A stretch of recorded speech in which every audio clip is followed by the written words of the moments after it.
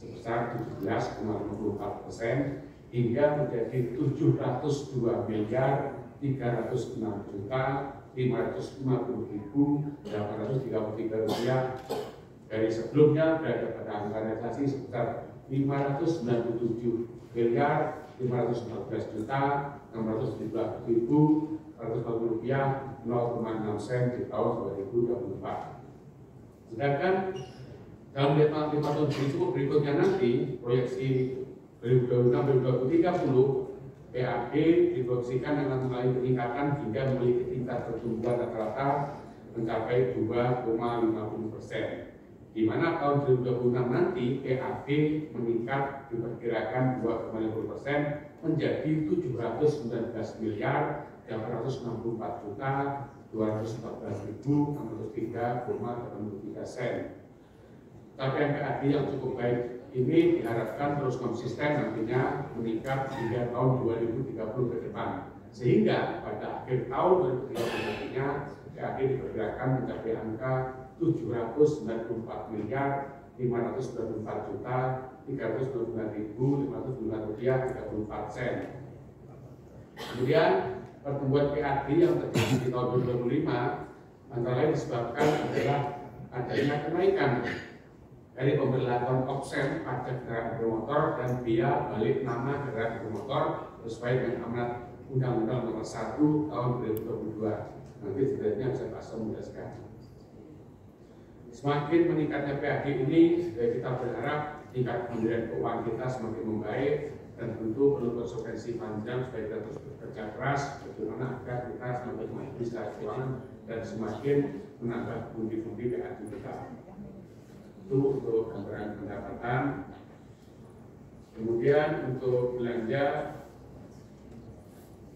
pegawai Kabupaten Banyuwangi pada tahun 2025 hingga 2030 diperkirakan memiliki pertumbuhan rata-rata sekitar 0,51%, di mana kecilnya pertumbuhan belanja tersebut dirumuskan dengan mempertimbangkan pemenuhan proporsi gaji pegawai sebagaimana amanat Undang-Undang 1 2022 yang tidak boleh lebih 30% dari APBD.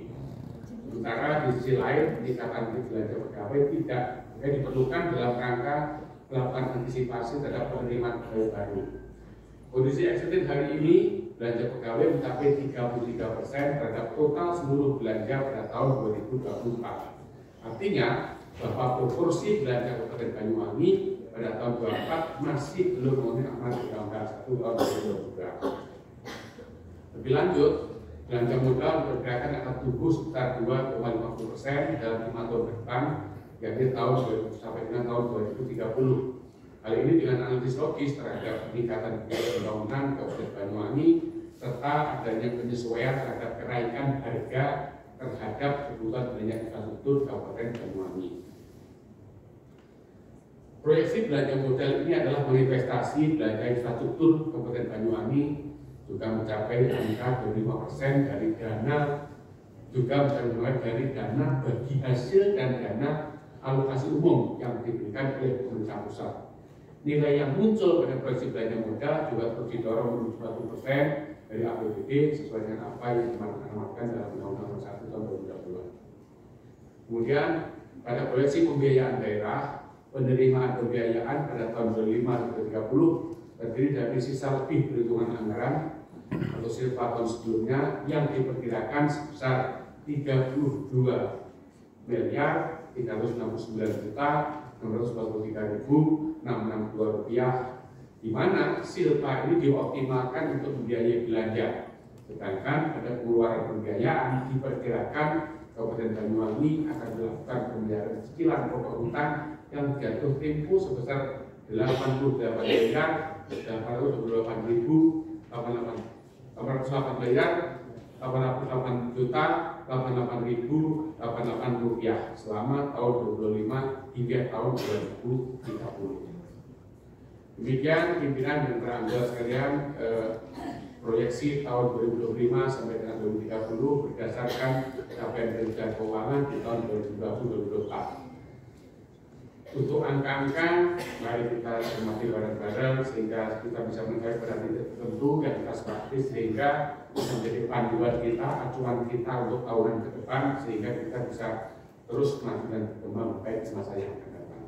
Demikian pimpinan sementara saya akhiri. Wassalamualaikum warahmatullahi wabarakatuh.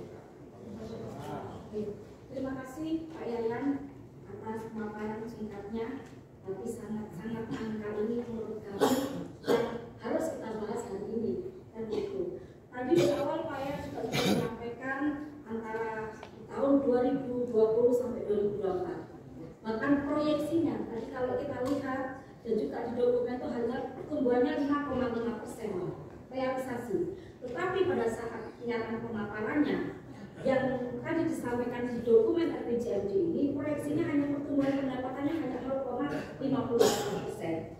Maka kami berharap bahwa semua SKPD yang hari ini hadir, apalagi SKPD penghasil, terutama Bapenda, bagaimana 5 tahun ke depan ini kita mungkin tidak hanya seperti itu saja. Realisasi kita 5 tahun kemarin itu sudah luar biasa, 5,5%, tetapi di dokumen hanya 0,58% kenaikannya.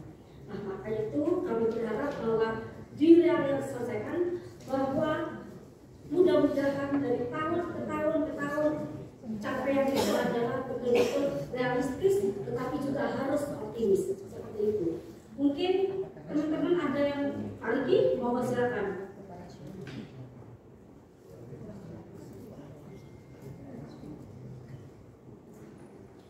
Terima kasih pimpinan. Assalamualaikum warahmatullahi wabarakatuh. Salam sejahtera bagi kita semua.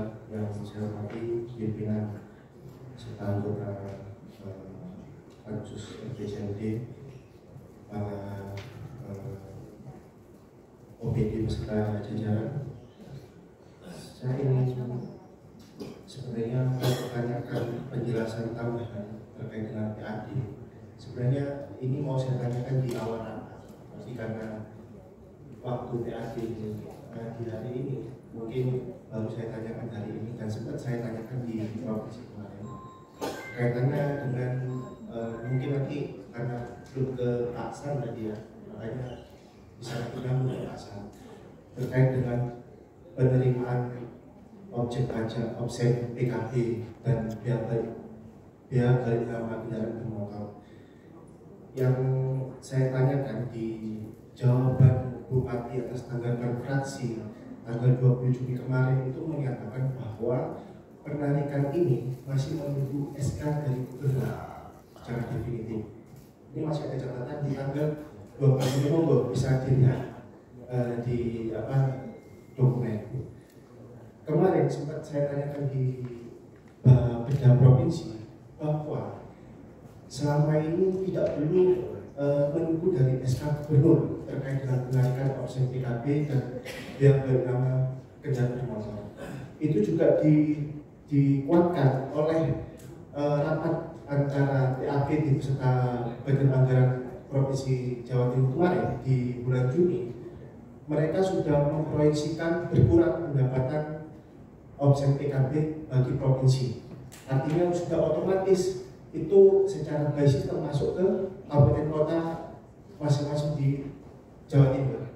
Hanya tambahan penjelasan itu apa yang dimaksud SK gubernur ini, karena menurut saya pribadi sampai akhir tahun pun saya yakin gubernur nggak bakalan membikinkan SK gubernur itu. Tapi kenapa kok jawaban dari eksekutif nunggu SK gubernur?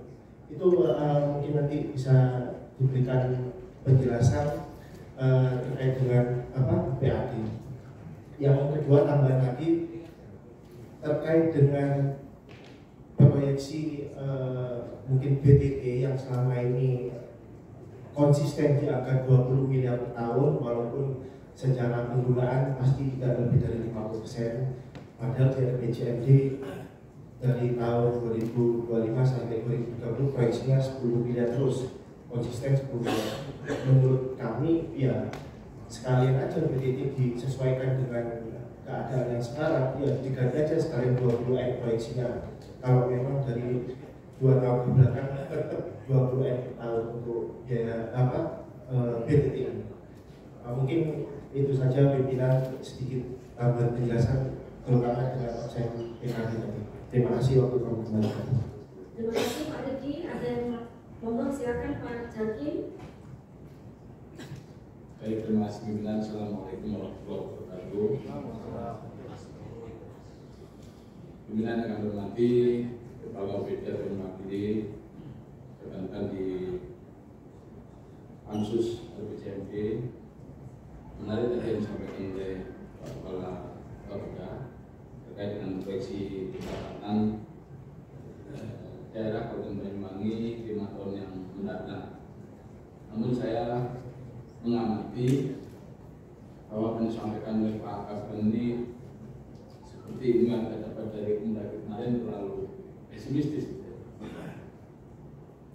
Karena rata-rata kenaikannya hanya 2,5% per tahun untuk mendapatkan hasil daerah, di mana masih dianggap 700 miliar.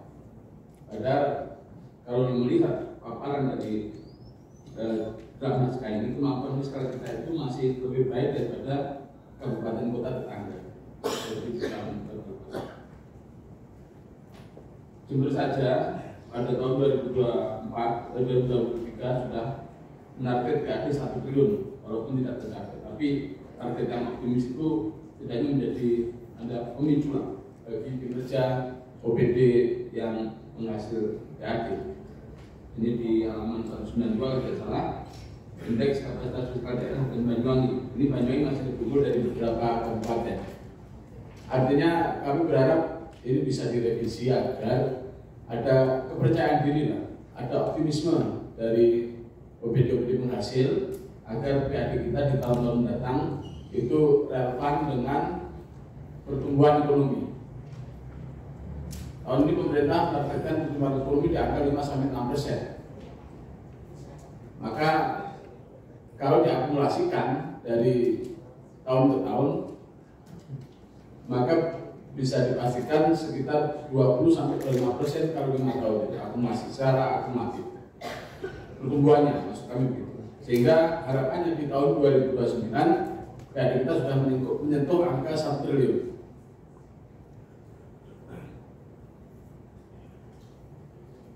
Tentu formulasi-formulasi itu ada di OPD masing-masing, seperti di Pansus sebelah ada Pansus PDRT, itu bisa dioptimalkan untuk bisa menjadi hasil dari atau tambahan dari PAD kita. Kalau saya lihat akhirnya stagnan. Tadi proyeksinya 2025 sampai 2029 hanya naik puluhan miliar. Nggak lompat di angka 800, 900, apalagi sampai 1 triliun. Padahal potensi kita itu luar biasa untuk menghasilkan pendapatan asli daerah. Dan kebutuhan kita terhadap pembangunan juga luar biasa banyak. Mungkin bisa dikoreksi Pak Kaban. Tentu ini diformulasikan dengan kemampuan fiskal yang lain, termasuk beban hutang dari pemerintah daerah. Jadi formulasinya tentu Pak Kapan lebih paham bagaimana untuk mencapai target 1 triliun tidak hanya di akhir 2029 atau di tahun 2029. Karena kalau tadi paparannya berputar di angka 700 miliar terus. Nah, ini akan mempengaruhi banyak hal, termasuk dengan kebutuhan wajib di pemerintah daerah. Itu saja mungkin pimpinan. Terima kasih. Assalamualaikum warahmatullahi wabarakatuh. Ada yang menyampaikan Pak Sofi? Ya. Baik, terima kasih. Assalamualaikum warahmatullahi wabarakatuh. Selamat pagi, salam sejahtera untuk kita semua, Swastiastu. Yang kami hormati pimpinan dan segenap pengusung anggota Banggar. Yang saya hormati, yang saya banggakan, Ibu TAPD, Pak Wakil Ketua beserta jajarannya. Mungkin yang saya sampaikan ini urgensinya sama dengan semangat teman-teman sebelumnya. Yang pertama, saya sejak awal menerima dokumen ini terus terang Pak Yayan, itu sikap kami adalah dakar-dakar saja. Karena yang pertama, saya mencermati di angka rata-rata pertumbuhan yang disuguhkan dalam dokumen perencanaan ini.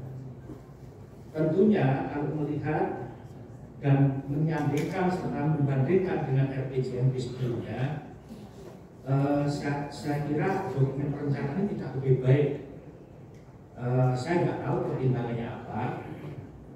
Contoh misalkan di tahun kemarin RPJMD memplotting kesepakatan 5,5 ya berubah ya. Ya Pak ya. Rata-rata pertumbuhan PAD yang RPJMD tahun kemarin. Sebentar pimpinan masih. Oke lah. Yang sekarang itu diputuskan rata-rata 2,5 secara perencanaan. Nah tentu ini saya simpulkan tadi itu tidak lebih baik dari RPJMD yang kemarin. Kembali mereview apa yang disampaikan oleh Pak Mas Budi saat awal-awal di forum hearing menyampaikan bahwa di Ranwal sudah dilakukan pra-Ranwal langkah-langkah akomodatif, langkah-langkah aspiratif dengan melakukan public hearing dan lain sebagainya. Saya pikir DPRD baik sebagai lembaga pengawas maupun lembaga pengkaji sesuai dengan Undang-Undang 23 2014 dan Undang-Undang 12 2011, maka menemukan secara kajian yang sangat sederhana yang kami lakukan. Angka 2,5 ini tidak memproyeksikan kualitas dalam menentukan indikatif program, tidak mencerminkan kualitas dalam hal proyeksi yang potensial, membaca bagaimana potensi Banyuwangi yang mana kalau kita ekualisasi dengan PDRB-nya tidak ketemu. Oleh karena itu saya kepingin dan punya impian bahwa Banyuwangi itu di sektor PAD punya atau menyetujui rata-rata pertumbuhan di angka 75-10%. Ini kenapa saya katakan demikian? Karena banyak program, banyak objek yang sangat kita butuhkan dari signifikansi kenaikan PAD. Contoh misalkan kenaikan insentif RT, RW dan sebagainya. Kalau cuma 100 dan pencairannya juga agak jelas periodisasinya, ini faktual-faktual yang kita temukan di lapangan. Kemudian bagaimana insentif dengan guru-guru PAUD dan lain sebagainya, sektor pendidikan dan yang lain-lain, yang mana Banyuwangi butuh Pak suntikan asupan terkait keberpihakan finansial di sektor-sektor faktual tadi yang saya sampaikan contohnya. Oleh karena itu saya pimpinan yang saya hormati, proyeksi walaupun ini bersifat indikatif ya, tetapi saya belum menemukan semangat yang tinggi dari teman-teman semua, terutama tim OPD dalam hal perencanaan di angka 2,5% pertumbuhannya. Dan contoh hari ini Pak, di 2024 dan di tahun 2025 ini ya, ini kan masih bersifat anggaran induk. Tetapi kenapa tidak ada suguhan data terkait dengan proyeksi di PAK perubahan? Contoh hari ini kita putuskan PAD di angka 740 ya, pimpinan ya. Nah ini kan menjadi persoalan ketika kita menstrukturisasi pencermatan terhadap laporan perencanaan khususnya di soal PAD ini. Maka saya ingin mendapatkan gambaran apa pertimbangannya. Apa pertimbangannya kok rata-rata pertumbuhan 2,5% di sektor PAD? Tentu ini sangat tidak menggembirakan bagi saya pribadi selaku bagian dari warga Banyuwangi. Yang kedua terkait dengan penerimaan pembiayaan. Penerimaan pembiayaan Bapak Ibu sekalian, di sini ada stagnansi di angka silva yang rata-rata sama jumlahnya 32, sekian sampai tahun 2000. Ini sebetulnya kan RPJMD 2025-2029, tetapi ini oke lah disuguhkan 2030 karena tahun berjalan anggarannya. Ini tidak ada fluktuasi, artinya angkanya tetap. Kemudian tidak disuguhkan data yang konkret tentang proyeksi penerimaan pinjaman daerah. Memang mungkin ini standar, tapi kita butuh penjelasan Bapak. Bapak tim OPD sekalian yang saya hormati untuk memberikan secara detail kepada kami sehingga kami juga juga memberikan masukan yang berkualitas pula sehingga tujuannya ke depan visi Banyuwangi dalam hal pembangunan tercapai. Oleh karena itu konkret kesimpulan saya bahwa kami ingin adanya kenaikan pertumbuhan rata-rata PAD setidaknya tidak 2,5 atau berapa. Setidaknya kalau sama dengan tahun kemarin itu pun juga sama kan begitu. Saya ingin pertumbuhannya lebih dari 5,5. Sehingga saya simpulkan bahwa dokumen perencanaan ini sangat tidak optimis secara kualitas. Belum lagi kalau kita mengkaji bagaimana perspektif terkait dengan hal ehwal, terkait dengan kajian kalau jangan perda, terkait dengan kajian analisis, terkait dengan sosiologis, pertumbuhan ekonomi dan lain sebagainya. Sekian, terima kasih. Kalau nanti lama-lama yang lain juga mau usul. Wassalamualaikum warahmatullahi wabarakatuh. Terima kasih Mas Sofi, luar biasa sekali. Hampir semua mungkin dari teman-teman yang menyampaikan di awal tadi bahwa kita ingin secara optimis pertumbuhan PAD-nya, pertumbuhan juga pendapatan kita ini luar biasa sekali karena ini adalah makro. Banyak kegiatan, banyak program yang harus kita capai untuk 5 tahun ke depan. Di awal sudah saya sampaikan kita boleh untuk keinginannya seperti apa, tapi juga harus didukung oleh anggaran. Ada yang ingin menyampaikan kembali? Oh ya, monggo Bu Yuseni. Terima kasih pimpinan. Assalamualaikum warahmatullahi wabarakatuh. Yang saya hormati pimpinan Pansus serta teman-teman anggota Dewan, Komisi Gabungan 14 dan semua eksekutif DPRD yang semua hadir di sini yang tidak bisa saya sebutkan satu persatu. Terima kasih. Ini tadi sudah dijelaskan Mas Riki, Pak Jaki, dan Mas Sofi terkait pendapatan.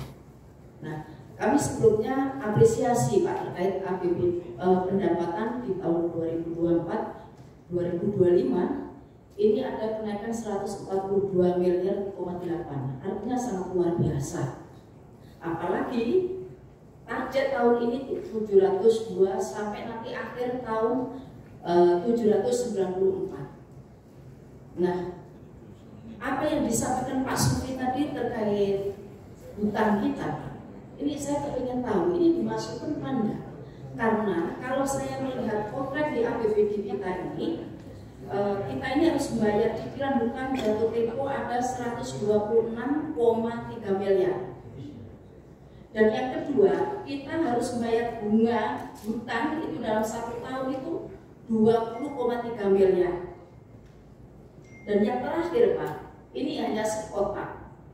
Saya kepingin karena di tahun 2024 ini kita punya piutang ada 172,3 dan untuk tahun 2025 ini turun menjadi 164,5.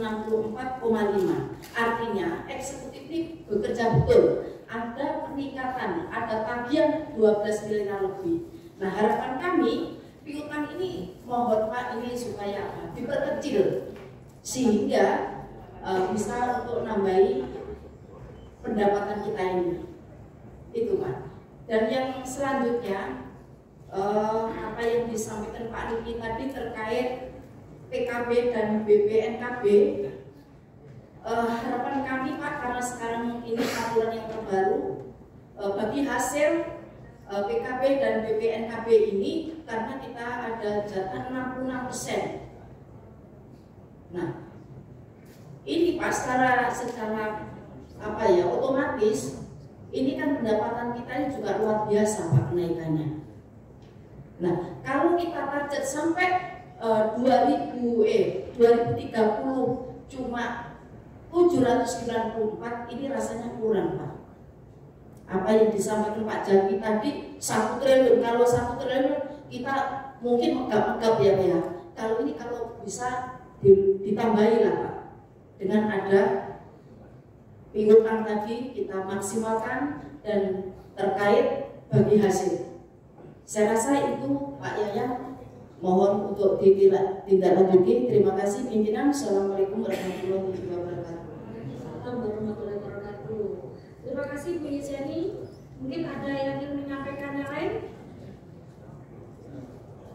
Cukup? Pak Patapu mau menyampaikan? Atau biar dia? Oke, terima kasih. Bapak Ibu sekalian, Pak Yayan, bahwa ini adalah keinginan teman-teman kita itu harus optimis. Karena melihat dan ini adalah stagnan, bahwa ini adalah pesimis. Seperti yang kita juga kemarin bertemu Dagri, bahwa kita itu harus mencantumkan optimisan kita. Kan begitu. Kita harus optimis.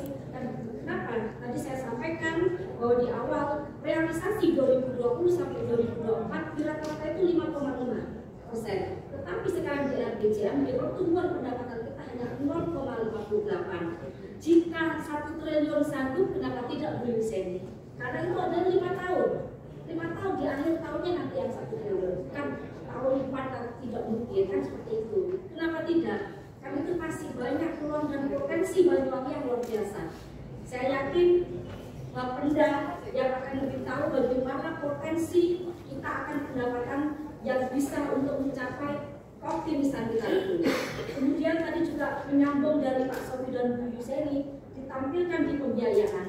Di situ memang hanya dicantumkan cicilan yang rata-rata, tetapi pembiayaan bunganya ada di mana? Kita tidak tahu di situ. Hanya rata-rata itu adalah pembiayaan cicilan saja.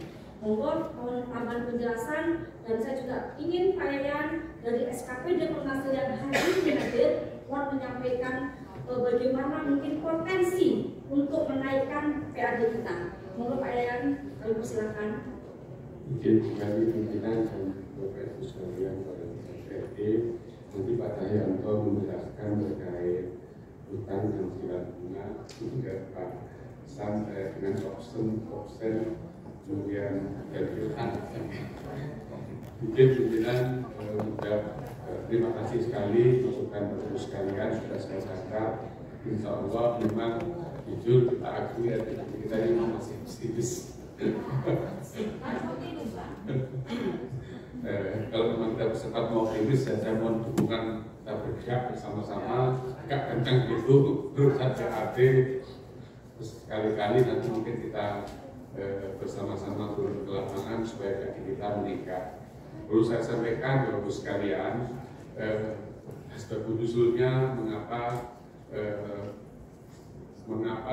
di trennya 5,5 kok jadinya hebat 3,5. Saya sangat memahami itu. Jadi saya jelaskan ini berdasarkan kami, tapi nanti kami tetap kita banyak optimis nanti. Pertama, kenapa kita agak pesimis? Ya, kita tidak ingin ada COVID lagi lah, kita enggak. Tapi ketika melihat data yang kemarin, begitu ketika tahun 2022 kita tempat turun mengalami penurunan 0,3%, dan PAD itu berkurang, kita sempat shock waktu itu. Kemudian PAD yang sah kita itu juga turun dan signifikan lagi minus 11,4%. Itu pendapat tadi yang disebut pendapat lain yang sah. Itu ini sudah menjelaskan Pak Sam sah Jokowi dulu gitu ya. Kemudian retribusi juga turun 0,5%.